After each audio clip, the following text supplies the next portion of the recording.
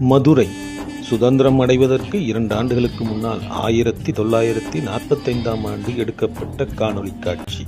இங்கிலாந்தை சேர்ந்த Ellis R Dungan என்பவரால் பதிவு செய்யப்பட்ட இந்த காட்சிகள் மதுரை மீனாட்சி அம்மனின் வெளிப்புற தோற்றம்.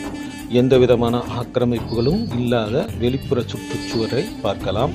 கோபுரத்தின் வர்ணங்கள் பூசப்படாமல் பழமையடைந்திருக்கக்கூடிய நிலைமையும் நாம் காணலாம். வண்டி வாகனங்களற்ற சாலைகள், ஆடை அலங்காரங்கள் ஆபரணங்கள் இல்லாத எளிமையான மனிதர்கள் கோயிலை சுற்றி வருவதை காணலாம். கோயிலின் தெப்பக்குளம் அன்றாட வாழ்வியலுக்கு பயன்படுவதையும் இந்த காணொளி மூலம் நாம் உணரலாம். சுமார் 75 ஆண்டுகளுக்கு முன்னால் உள்ள மதுரையை இன்றளவும் நாம் நினைத்து கூட பார்க்க முடியாது.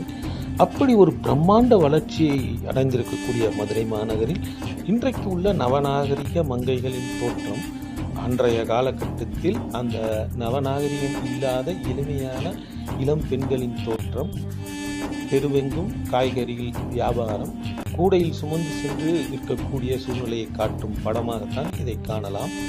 பெண்கள் பெரும்பாலும் ஜாக்கெட் அணியாத சூழ்நிலையில் தான் இப்படத்தில் தென்படுகிறார்கள். வேட்டி சட்டையுடனும் ஏதோ ஒரு கிழிந்த உடைகளுடன் தான் அந்த சிறுமிகள் இருப்பதை நாம் இங்கே காண முடியும். மதுரையின் முக்கிய அடையாளமாக திகழக்கூடிய வைகை ஆற்று பாலம், அந்த பாலத்தை ஒட்டியுள்ள தரைப்பாலம், தண்ணீர் தரைப்பாலத்திற்கு மேல் விழுந்து செல்வதையும் மக்கள் அங்கங்கே ஆடு மாடுகளை ஓட்டிச் சென்று மீன்பிடி விஷயங்களும் நடப்பதை நாம் இங்கே காணலாம். தண்ணீர் மிகுந்து ஓடும் வைகை நதியை இன்று காண்பது எவ்வளவு பெரிய அரிதான காரியமாக தான் இருக்கிறது. ஆனால் அந்த அளவில் தண்ணீர் பாய்ந்து ஓடும் இந்த வைகை நதியில் சர்வசாதாரணமாக ஏழை கிராமத்து மக்கள் தங்கள் உணவிற்காக மீனை பிடித்து செல்லும் காட்சியையும் படமாக்கியிருக்கிறார் எல்லிசார் டங்கன் எனக்கூடிய இங்கிலாந்து நாட்டைச் சேர்ந்த புகைப்பட கலைஞர். அன்றைய காலகட்டத்து சிறுமியரும் பெரும்பாலும் ஜாக்கெட் அணியாமலேயே உடையை உடுத்தி இருக்கிறார்கள்.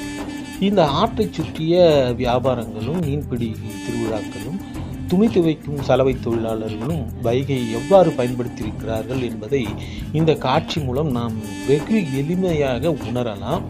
பரந்த வயல்வெளிகள், தண்ணீர் நிரம்பி நிற்கும் காட்சிகள், அப்போதுதான் கட்டப்பட்டுள்ள வைகை ஆற்று பாலம், ஓடிக்கொண்டிருக்கக்கூடிய ஜட்கா வண்டிகள், தூரத்தில் நான்மாடக்கூடல் என்று தமிழிலே கூறக்கூடிய மதுரை மீனாட்சி அம்மனின் கோயிலின் வெளிப்புற அழகான தோற்றம், அன்றைய காலகட்டத்து நாயக்கர் மகாலின் உள் நுழைவாயிலை படம் பிடித்திருக்கிறார்.